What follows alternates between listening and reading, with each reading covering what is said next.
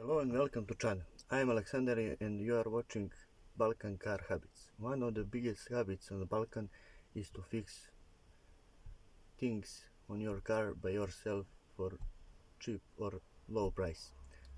So I am going to do one of that. Until I prepare everything, I will play you time lapse how did I do that before I started to put it on the car.